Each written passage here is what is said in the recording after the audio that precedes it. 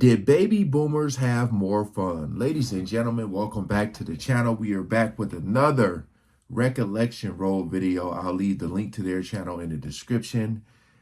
Hey. Yeah. Oh, it says, did boomers have fun? Then it says the baby boomers. All right. We ain't gonna waste no more time. Please comment below. Let's jump right into it.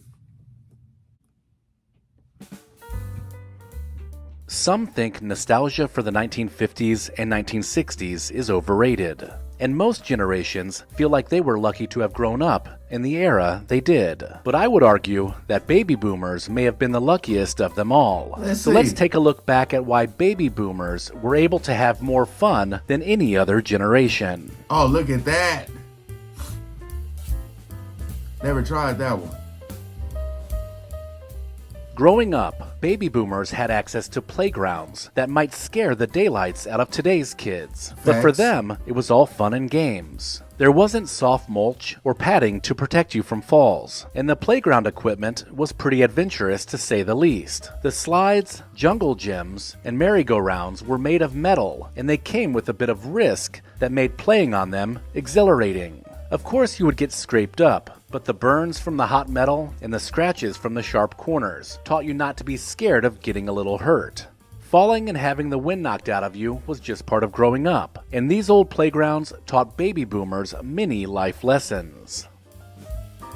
Yeah, going down a metal slide in the heat. Having fun and being happy generally went hand in hand. Part of that happiness was knowing people around the community. Growing up, baby boomers were introduced to many people that they got to know pretty well. Spending so much time outside, kids got to know their neighbors. They also would see and say hello to the mailman or the milkman dropping off a delivery at their house. Seeing these folks on a daily basis would usually be greeted with a smile and a wave. There was also time spent at church. Sunday mornings meant being social, shaking hands, waving good morning, and carrying on some small talk before and after the service. Life was full, and relationships with people within the community made life better.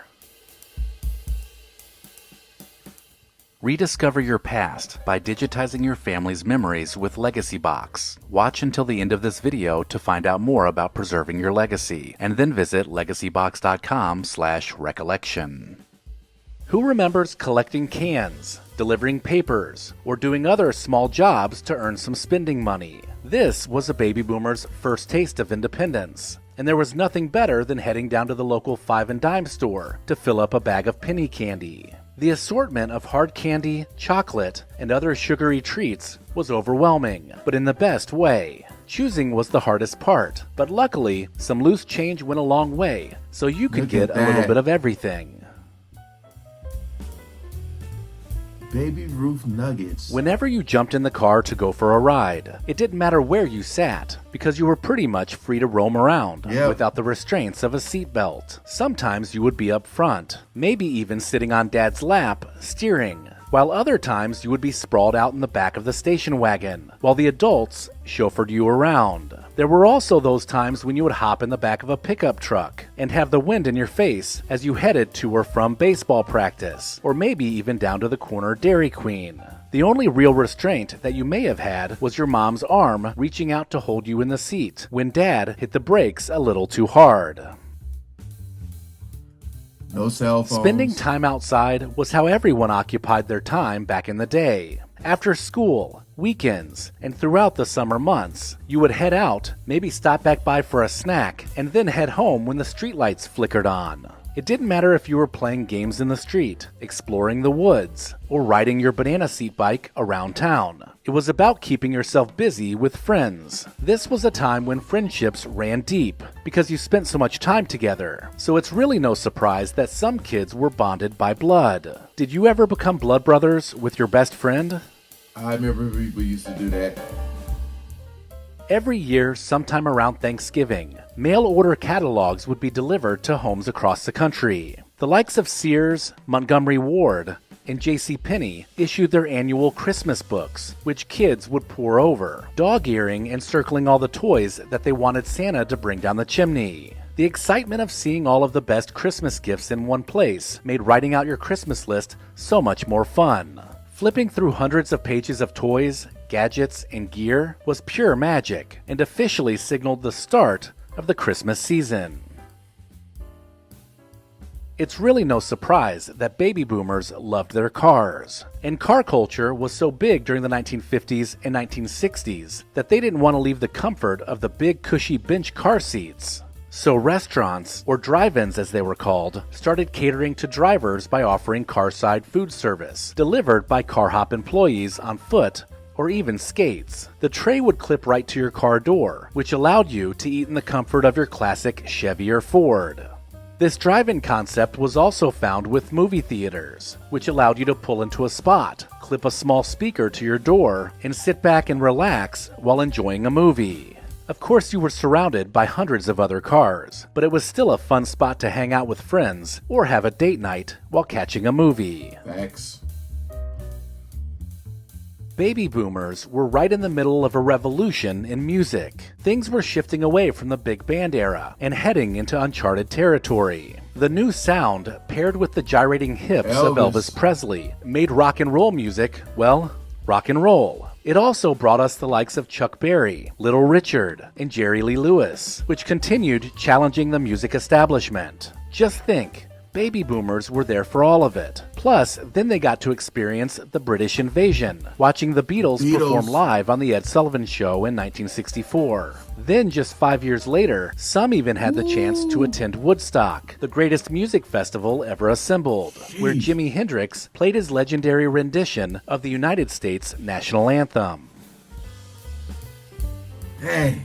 All those people. Cruising up and down Main Street, socializing with friends, and enjoying the local scene was how teenagers would spend their Friday evenings. The ritual was pretty simple. Pile into a car with all of your friends, crank up the radio, and roll down the windows as you made your way through town and back again. Stoplights gave you time to chat with the cars next to you, and cruising also gave you reason to stop off at a drive-in for a bite to eat before heading home. That's like going down Crenshaw. Baby boomers grew up in an era with few or certainly relaxed regulations on consumer products. Some toys were pretty awesome, but they also had the potential to hurt you if you weren't paying attention. Creepy crawlers were fun to make for sure. You just had to be careful because that thing maker got really hot. Lawn darts was another example of the risk that boomers were willing to take in the name of fun. As long as you weren't throwing them towards friends, you generally had a pretty good time playing the yard game. The 1960s was spent dreaming of outer space. People everywhere were mesmerized by it, and the space race gave us a sense of patriotism that brought us all together as a nation. From firing off homemade rockets to watching the TV show Star Trek, it all culminated in the moon landing in 1969, which fulfilled the hopes and dreams of baby boomers across the country and inspired everyone to think bigger, beyond the planet Earth.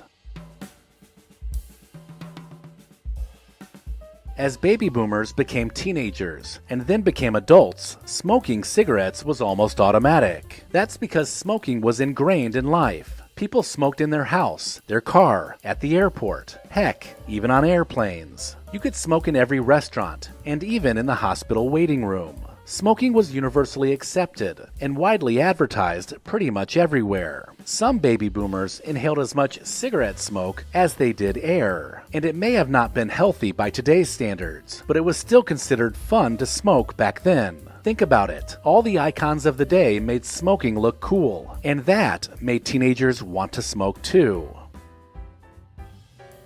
Let me know in the comments if I missed anything, and make sure to sign up for the Baby boomers. Looking back at all that stuff, it just, the number one thing for me is just there's no cell phones. I feel like if there were cell phones back then, people probably would be on their cell phones and texting and stuff.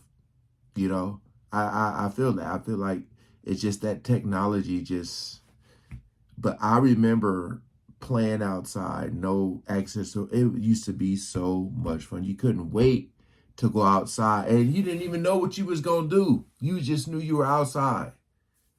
Now it's just you take somebody's phone away today, they'll lose it. Like their mind they don't know what to. It's like, oh my God, what did I do? What did I do? What did I do? Yeah. But comment below. Comment below. Appreciate you guys coming over and watching, man. Peace out.